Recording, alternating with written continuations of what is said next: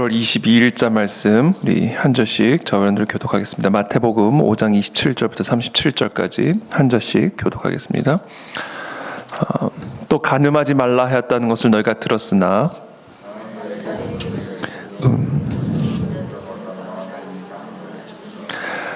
만일 내 오른손이 너로 실족하게 하거든 빼어내버리라. 네 백체 중 하나가 없어지고 온몸이 지옥에 던져지지 않는 것이 유익하며 또한 만일 내 오른손이 너로 실족하게 하거든 찍어내버리라.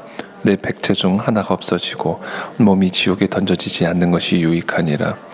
또 일러스되 누구든지 아내를 버리려거든 이혼 증서를 줄 것이라 하였으나 나는 너에게 이르노니 누구든지 음행한 이유 없이 아내를 버리면 이는 그로 간음하게 하며 또 누구든지 버림받은 여자에게 장가드는 자도 간음함이니라. 또 옛사람에게 말한 바 헛맹세를 하지 말고 네 맹세한 것을 주께 지키라 하였다는 것을 너희가 들었으나 나는 너에게 이르노니 도무지 맹세하지 말지니 하늘로도 하지 말라. 이는 하나님의 보좌임이요 땅으로도 하지 말라. 이는 하나님의 발등상이며 예루살렘으로도 하지 말라. 이는 큰 임금의 성이며 내 머리로도 하지 말라. 함께 읽습니다. 오직 너희 말은 옳다 옳다 아니라 아니라 하라. 이에서 지나는 것은 악으로부터 나느니라. 아멘.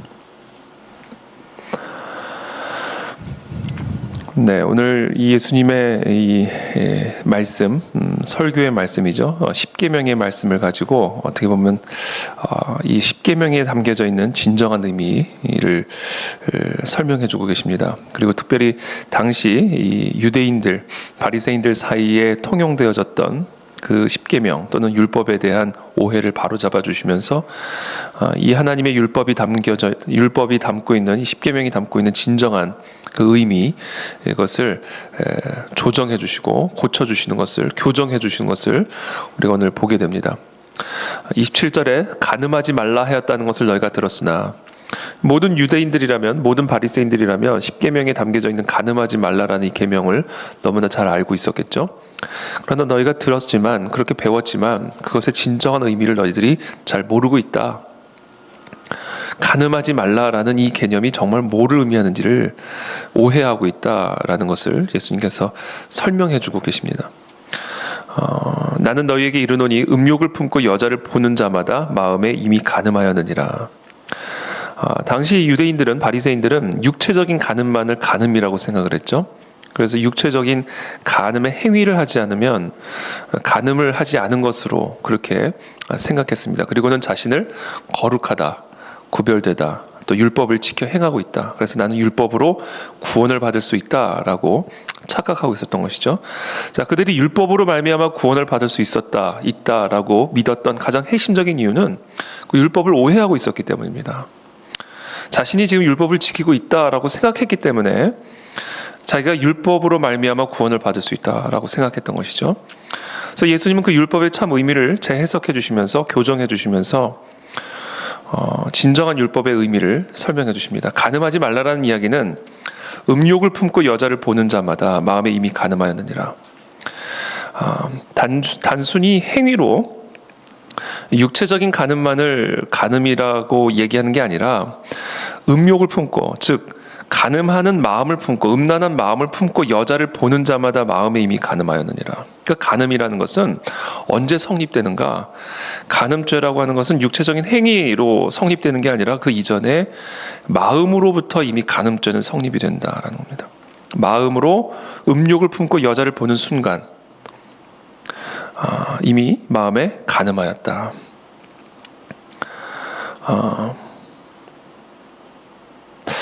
음욕을 품는 것까지는 어떻게 되는가? 음욕을 품는 것까지도 죄인가? 물론 이거는 여러 가지로 의미를 해석할 수가 있겠지만 저는 이 본문을 통해서 음욕이라고 하는 것은 마귀가 불어넣는 것이죠. 마귀가 또 우리의 육신의 연약함으로 말미암아 우리 안에 음욕이 들어올 수도 있죠. 그러나 그 음욕을 품는 것까지가 죄일까? 이거는 이제 좀 여러 가지로 고민을 좀 해볼 필요가 있을 것 같습니다. 마틴 루터도 그런 얘기를 했죠. 이 새가 위에서 이렇게 돌아다니는 것은 어쩔 수 없지만 머리 위에 둥지를 트지는 못하게 하라. 저는 이 말씀을 이렇게 해석을 합니다.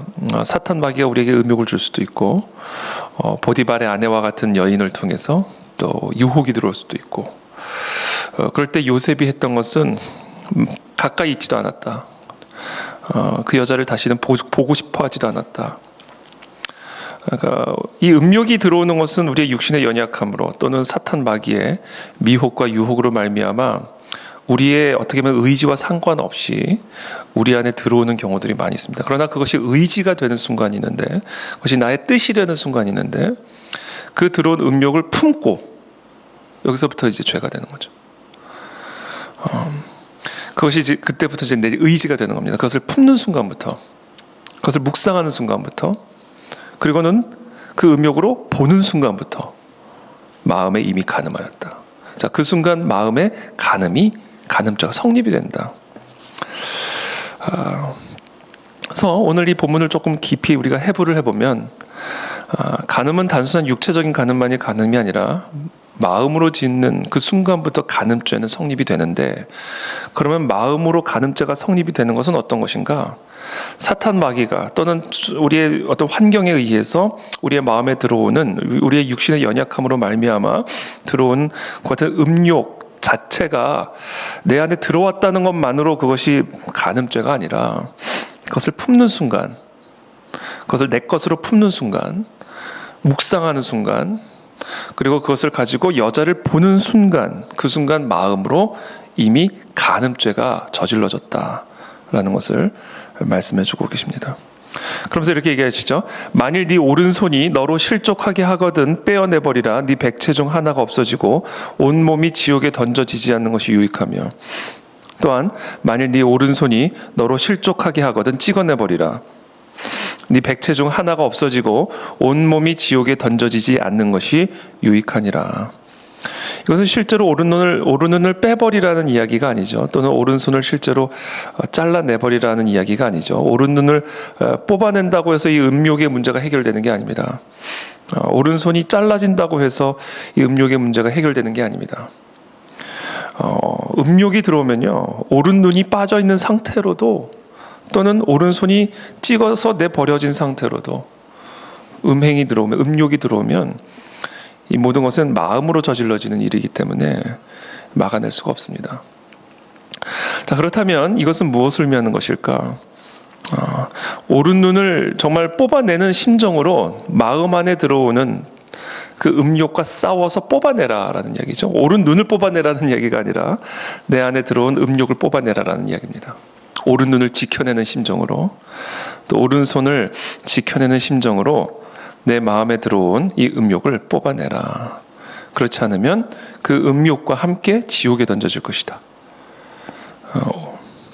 그래서 30절에 만일 네 오른손이 너로 실족하게 하거든 찍어내버리라. 네 백체 중 하나가 없어지고 온몸이 지옥에 던져지지 않는 것이 유익하니라. 그러니까 이것은 결국은 또 어떻게 우리가 이 부분을 좀 받아들일 수 있냐면, 불구가 되는 거죠. 오른손을 뽑아내라, 오른손을 잘라내라, 오른눈을 뽑아내라. 이것이 일종의 불구를 명령하는 겁니다. 불구. 이것은 우리가 어떤 식으로 이제 묵상을 하게 되냐면, 거룩한 삶을 위해서 우리가 순결하고 하나님 보시기에 거룩한 삶을 위해서 일종의 불구가 될 필요가 있다라는 얘기를 또 우리에게 주시는 거죠. 불구가 될 필요가 있다. 이것을 말하는 불구라는 것은 이제 문화적인 불구, 문화적인 단절, 절단. 우리의 마음을 지켜내기 위해서 세상의 모든 문화들을 다 누리지 않고, 모든 사람들이 누리고 있지만 평생 누리지 않기로 결단하고 절단하는 그런 문화적 불구를 결단하라. 세상에서 누리는 모든 것들, 세상 사람들이 누리는 모든 것들을 우리도 다 누리어서는 우리가 이 거룩을 위해 우리의 몸을, 우리의 눈을, 우리의 마음을 지켜낼 수가 없다. 그러므로 이 세상, 이 바벨론과 같은 이 세상 속에서 거룩한 삶을 위해서 문화적인 불구를 결단하라. 또 문화적인 단절을 결단하라 라고 우리에게 말씀해주고 계시는 겁니다. 그러므로 저와 여러분들이 이 세상 속에서 살지만 세상과 단절이 되어 있어야 됩니다. 이 세상 속으로 들어가기 위해 이 세상과 철저한 단절됨이 필요하다. 우리가 이 세상과 너무나 연결이 많이 되어 있으면 우리의 마음에 들어오는 다양한 형태의 유혹과 미혹과 이 우리를 더럽히는, 우리의 정결과 거룩을 빼앗는 이 세상의 이 공격으로부터 자유로울 수가 없습니다. 그렇기 때문에 우리가 세상 속에서 살지만 세상과 단절되어 있는, 세상과 절단되어 있는, 세상과의 접촉이 철저하게 절단이 되어 있는 그러한 삶의 결단이 반드시 필요하다. 그것을 하나님이, 예수님이 요구하고 계시고 명령하고 계시는 겁니다. 그러면 오늘 우리가 한번 잘 점검해 보게 되기를 바랍니다. 나는 세상 속에서 살지만 이 세상의 것들이 계속해서 내 눈을 통해서, 내 마음을 통해서 흘러들어와 나를 더럽히고 있는, 그 연결되어 있는 그 연결고리가 무엇인가, 그것을 절단하고 뽑아내고 단절시킴으로써 우리의 거룩을 지켜내야 된다. 왜냐하면 영원이 순간보다 중요하기 때문에 그렇습니다. 순결이 쾌락보다 더 중요하기 때문에 우리가 천국에 들어가는 것이 이 세상에서 다양한 종류의 문화들을 누리는 것들보다 훨씬 더 중요한 것이기 때문에 이 땅에서의 그 어떤 희생도 가치가 있는 일이다. 이 땅의 그 어떤 것도 절단하고 단절하고 불구가 되는 것이 가치가 있는 것이다 라는 것을 예수님이 오늘 우리에게 말씀해 주고 계십니다. 그래서 그런 거룩한 결단들이 우리 안에 있게 되기를 축복합니다. 그런 거룩한 결단이 있어야 우리가 천국을 누릴 수 있고요, 우는 사자와 같은 사탄 마귀에게 삼킴을 당하지 않고 이 세상을 이길 수가 있습니다.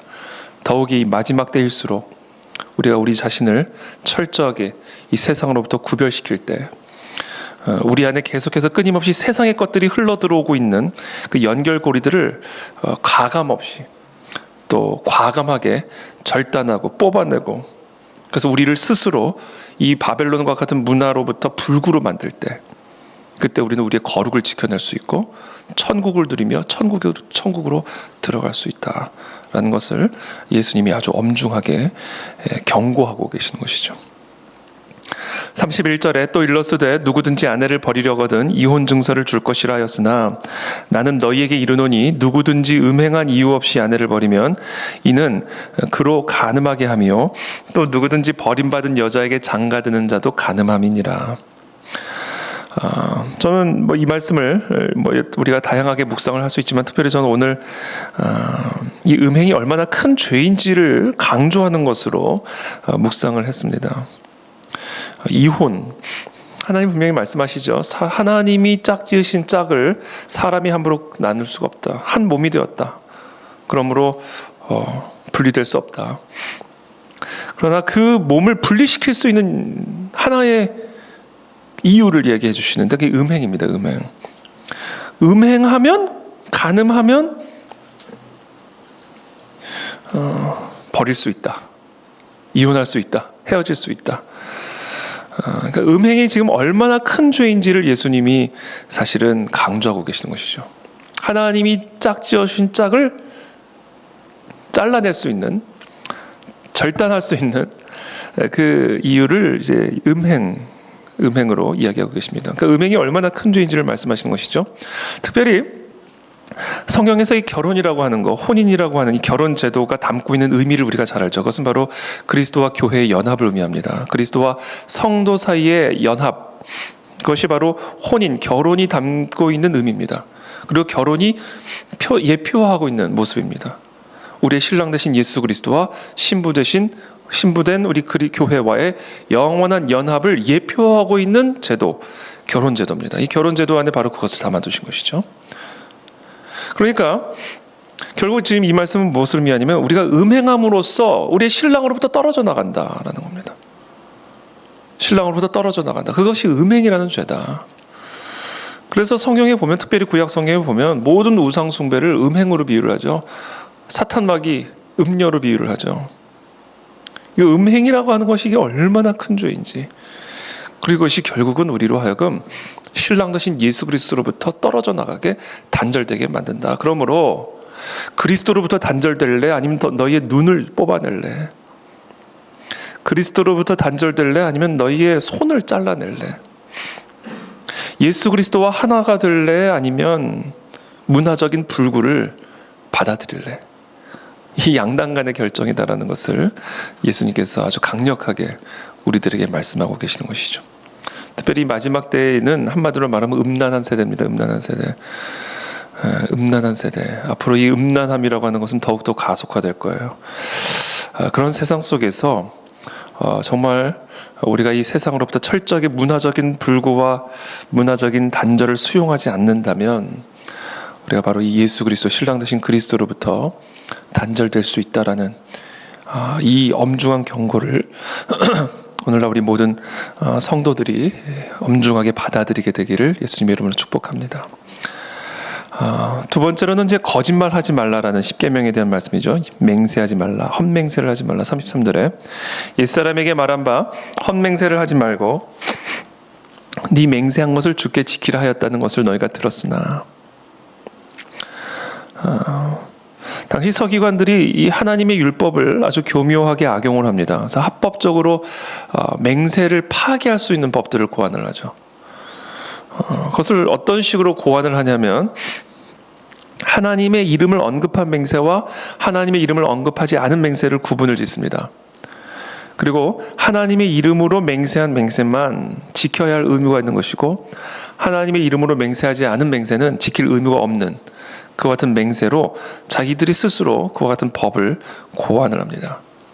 그래서 하나님의 이름으로 언급하지 않고 예를 들면 하늘로 맹세를 한다든지 땅을 두고 맹세를 한다. 내가 땅으로 맹세한다. 또는 저 예루살렘으로 내가 맹세한다. 또는 내 머리로 맹세한다. 이와 같은 방식으로 해서 자신이 한 맹세를 파기할 수 있는 교묘한 방식들을 마련을 한 겁니다. 그래서 예수님이 말씀하시는 거예요. 나는 너희에게 이르노니 34절에 도무지 맹세하지 말지니 하늘로도 하지 말라. 이는 하나님의 보좌임이요. 땅으로도 하지 말라. 이는 하나님의 발등상이며 예루살렘으로도 하지 말라. 이는 큰 임금의 성이며 네 머리로도 하지 말라. 이는 네가 한 터럭도 희고 검게 할 수 없음이라. 하나님의 이름을 언급하지 않았다고 해서 너가 파괴할 수 있다? 이게 얼마나 이게 하나님을 기만하는 일인가? 하늘은 하나님의 보좌다. 저 땅은 하나님의 발등상이다. 예루살렘은 하나님의 성이다. 네가 네 머리카락을 스스로 희게 할 수도 있고 검게 할 수 있는 힘이 너희에게 있느냐? 머리카락 수까지 세고 계신 분이 하나님이시다. 그러므로 너희가 함부로 하늘로도 맹세하지 말고 땅으로도 맹세하지 말라. 하늘로 맹세했으니까 파기해도 된다? 땅으로 맹세했으니까 하나님의 이름을 언급하지 않고 예루살렘으로 맹세했으니까 파기해도 된다? 이것은 하나님을 모독하는 일이다. 그러므로 마지막 절에 37절에 오직 너희 말은 옳다 아니라 하라. 이에서 지나는 것은 악으로부터 나느니라. 결국 마음의 정직성을 가지고 맹세하라 라고 예수님께서 말씀해주고 계시는 겁니다. 시편 139편 1절에 보면 다윗이 이렇게 고백합니다. 여호와여 주께서 나를 살펴보셨으므로 나를 아시나이다. 주께서 내가 앉고 일어섬을 아시고 멀리서도 나의 생각을 밝게 하시오며 나의 모든 길과 내가 눕는 것을 살펴보셨으므로 나의 모든 행위를 익히 하시오니 여호와여 내 혀의 말을 알지 못하시는 것이 하나도 없으시니이다. 여호와를 정말로 믿는 사람들은 하나님이 자신의 모든 생각과 모든 길과 눕는 것을 다 살펴보고 계시고 행위를 익히 알고 계시고 혀의 말까지도 다 알고 계신다라는 사실을 믿는 사람입니다. 이것이 하나님을 믿는 사람이에요.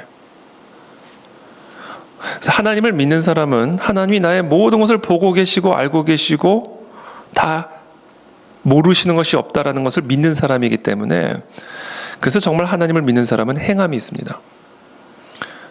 하나님을 두려워함이 있죠. 그래서 살인을 하지 않을 뿐 아니라 살인하고 싶은 마음도 품지 않습니다.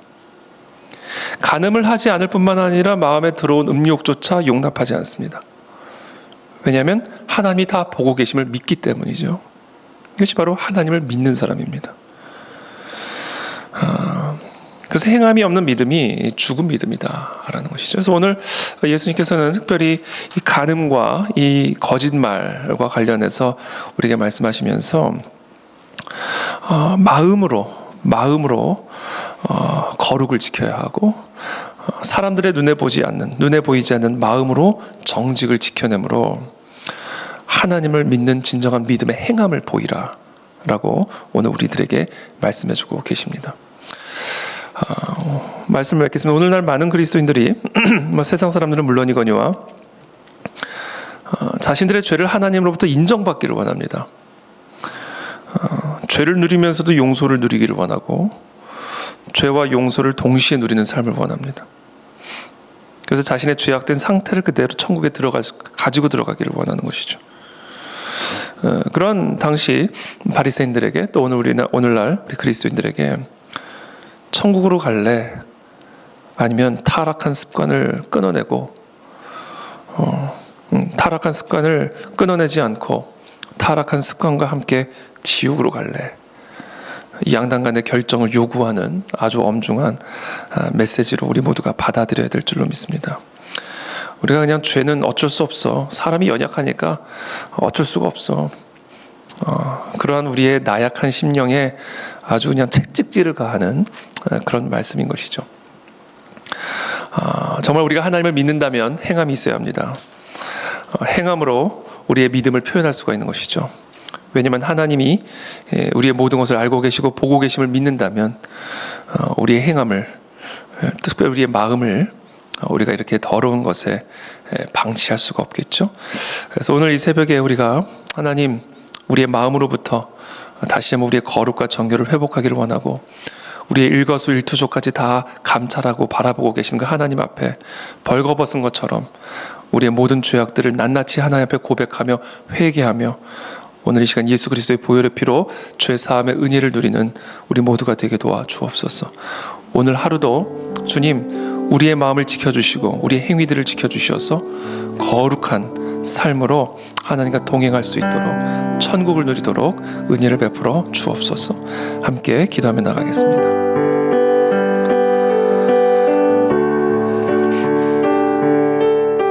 살아계신 하나님 감사합니다. 오늘도 우리에게 주신 말씀을 기억하며 나아갑니다. 성령 하나님, 우리에게 은혜를 베풀어 주시옵소서. 주님, 우리의 마음으로 거룩과 정결을 지켜나가는 하나님의 모든 그리스도인들이 되기를 원합니다. 하나님, 우리의 앉고 일어섬을 다 보고 계시고 일어서고 눕는 것을 다 보고 계시며 우리의 행위와 우리의 입술까지도 다 감찰하고 바라보고 계십니다. 하나님, 우리가 그것을 망각하고 우리의 마음으로 하나님을 기만하였던 것들을 회개합니다. 우리의 행위로 주님을 기만했던 것들을 회개합니다.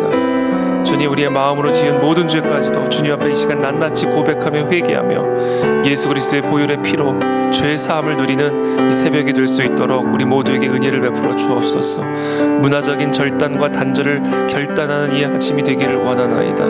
우리로 하여금 하나님, 이 세상의 것에 탐닉하게 만드는, 이 세상의 것에 흡수하게 만드는 그 모든 연결고리들을 끊어내는 그런 거룩한 결단이 이 새벽에 있을 수 있도록 은혜를 베풀어 주시옵소서. 주님, 살아계신 주님 감사합니다. 오늘 이 새벽에 우리에게 주신 이 말씀을 마음에 품고 주님, 마치 회칠한 무덤처럼 겉으로는, 행위로는 거룩한 것처럼 보이지만 그러나 마음으로 하나님을 기만했던 우리의 모든 죄악을 주님 용서하여 주시고 오늘 이 시간 예수 그리스도의 보혈의 피로 우리의 모든 더럽고 불결한 죄악들을 드러내 주시고 씻어 주시고 뽑아내 주시기를 간구드립니다. 특별히 우리가 이 세상 속에서 살지만 그러나 이 세상으로부터 철저하게 구별되고 단절된 그런 거룩한 하나님의 성도들의 삶이 되기를 원합니다. 이 세상 사람들과 함께 살지만 이 세상 속에서 살아가지만 그러나 하나님, 문화적인 단절과 절단을 받아들임으로 거룩과 정결함으로 천국을 누리며 천국으로 들어가는 우리 모두가 될 수 있도록 은혜를 베풀어 주시옵소서. 그래서 세상의 소금이 되게 하시고 세상의 빛이 되게 하시어서 착한 행실을 통해 거룩한 삶을 통해 여호와 하나님께 영광을 돌리는 우리 모든 그 안에 진리교회 성도들이 되기를 예수 그리스도의 이름으로 축복하며 간구하며 기도하옵나이다. 아멘.